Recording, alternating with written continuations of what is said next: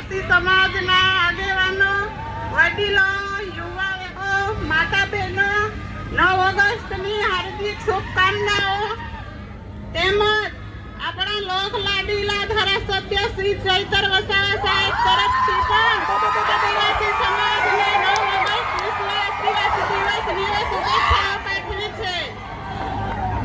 દર વર્ષની જેમ આપણે આ વર્ષે પણ 9મી ઓગસ્ટ વિશ્વ આદિવાસી દિવસ ઉજવીએ છીએ. ત્યારે આપણા આદિવાસી સમાજના રીતિ રિવાજો, રૂઢિઓ, પરંપરાઓ, વાજિંત્રો, પહેરવેશ આપણે આપણા સમાજનું અસ્તિત્વ ટકાવવા માટે આપણે જાળવી રાખવાનું છે. આપણા જંગલો, જમીનો આપણા જ છે, એનો આપણો અધિકાર છે. આદિવાસી સમાજે સંગઠિત અને જાગૃત થવાનું છે. આજે યુવાઓ પણ ઘણી મોટી સંખ્યામાં ઉપસ્થિત છે. ત્યારે હું યુવાઓને કહેવા માંગુ છું કે આપણે વ્યસનોથી દૂર રહેવાનું છે અને શિક્ષણને પણ ધ્યાન આપવાનું છે.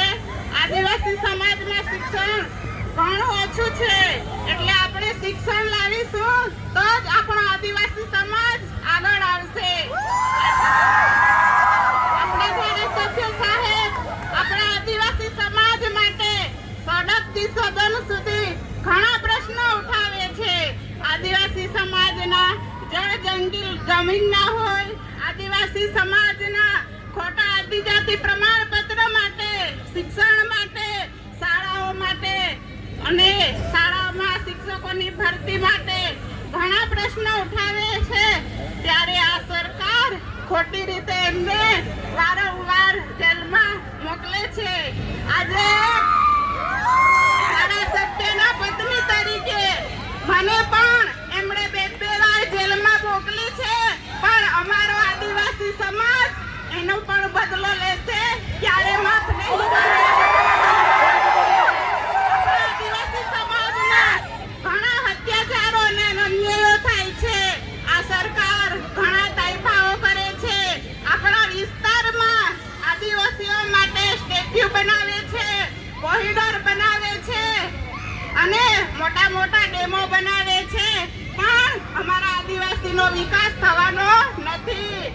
અમારા વિસ્તારમાં જ્યારે તમે ડેમનું પાણી આપો, સારી શાળા આપો, સારા સ્કૂલો આપો, સારી હોસ્પિટલો આપો, સારા કોલેજો આપો અને યુનિવર્સિટી આપશો, ત્યારે અમારો આદિવાસી સમાજ આગળ આવશે અને ત્યારે અમારા આદિવાસી સમાજનો વિકાસ થશે. આજના 9 ઓગસ્ટ વિશ્વ આદિવાસી દિવસ તરીકે અમારા ધારાસભ્યને ખોટી રીતે જેલમાં ફસાવ્યા છે. જંગલ જમીન માટે, આદિવાસીઓ માટે લડે છે. એમને વારંવાર જેલો કરવામાં આવે છે, પણ આજના 9 ઓગસ્ટ વિશ્વ આદિવાસી દિવસ તરીકે જંગલ જમીનના કેસ બાબતે એમને ખોટી રીતે સજા કરી છે. એ સજા